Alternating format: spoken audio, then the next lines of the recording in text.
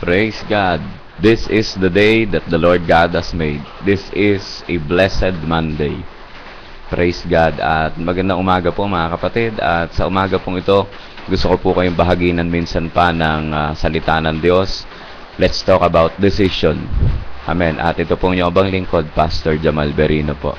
So mga kapatid sa Panginoon, ang decision po mga kapatid sa loob ng isang araw, humigit kumulang, more or less, 2,000. More or less pa po yun mga kapatid na nagagawa ng isang tao sa loob lamang po ng isang araw.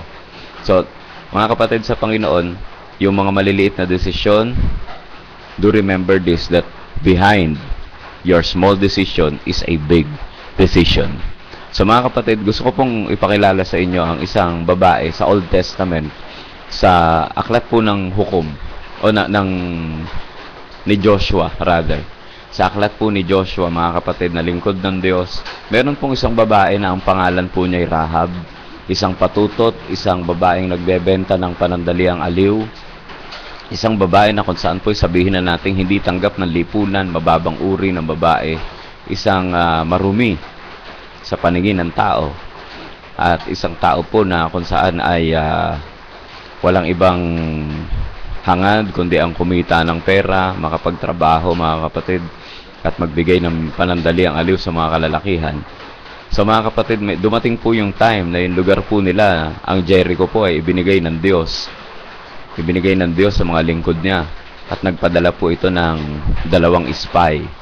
At yung 2 spy mga kapatid, kapag nahuli dun sa piling o sa tahanan ni Rahab, pwede rin pong kasuhan si Rahab. Kung ano yung kaso ng mga spy na mahuhuli dun sa bahay ni Rahab, yun din po magiging kaso niya. At kung ano pong kaparusahan na ipapataw doon sa mga spy na nandun sa bahay niya, yun din po ang kaparusahang ipapataw sa kanya. Hindi lamang po si Rahab, kundi buong ang kanya ang maaring mapahamak. So, yun pong nakilala niya na 2 spy ng Panginoon na isinugo sa kanya. Nalaman niya ito pala ay mga lingkod ng Diyos.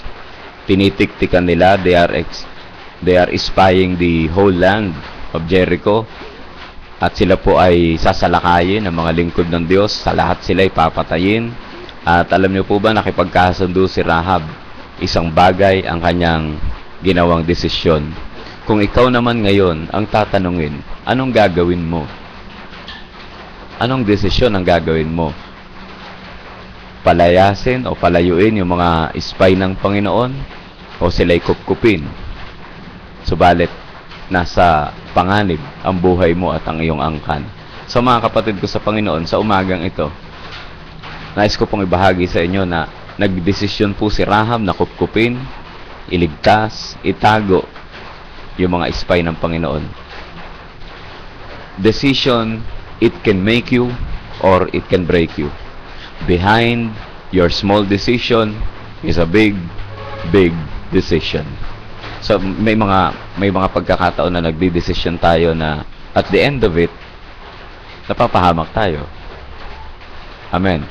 From small decision, kuminsan ang nagiging resulta niya na isang malaking decision.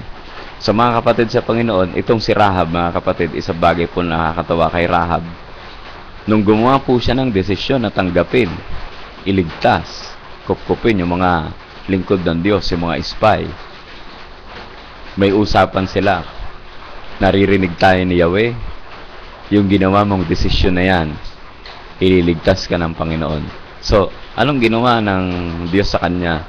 Sabi ko po sa inyo kanina, isang babae na sa tingin ng mundo ay walang kwenta, subalit sa Diyos, kapag nagdesisyon ng tama ang isang tao, kapag nagdesisyon ka ngayon na tanggapin ang Panginoong Jesucristo bilang Panginoon at tagapagligtas, yung decision mo na yan, yan ang magdadala sa iyo sa isang karangalan patungo sa ating Panginoong Jesus. Amen. Anong karangalan ito, Pastor?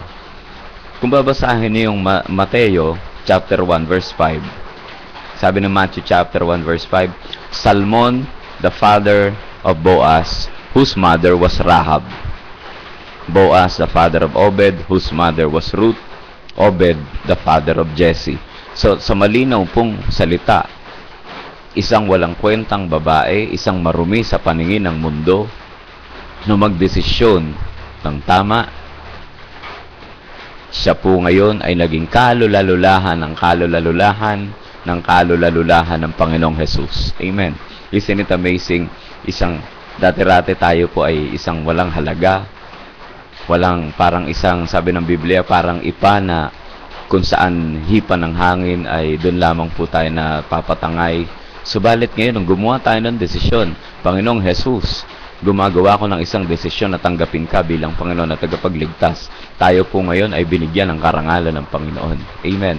Yung karangalan ng Panginoong Jesus doon sa krus ng Kalbaryo, yun po ngayon ang ibinibigay niya sa atin. Sa lahat ng mga nagdedesisyon na tanggapin ng Panginoong Jesus bilang Panginoon at tagapagligtas. Amen. I hope and I pray na may natulungan po ang mensahe pong ito sa umagang ito. At tayo po ay magpasalamat sa Diyos sa pamamagitan ng panalangin. Panginoong Jesus, salamat po sa umagang ito at dalangin ko, Diyos, na sa kapatid ko na gumagawa ng desisyon sa oras na ito na tanggapin ka bilang Panginoon at tagapagligtas, gumagawa ng desisyon na magsisi at tumalikod sa kanyang kasalanan. I pray in the name of Jesus na samahan mo po ang kanyang decision, Panginoon. Katagpuin mo nga po siya, Ama. At dalangin ko, Diyos, na siya man po ay magkaroon ng karangalan galing sa iyo. Panginoong salamat po sa umagang ito. In Jesus' name I pray. Amen and amen. Magandang umaga po sa inyong lahat and God bless us all. Until next time.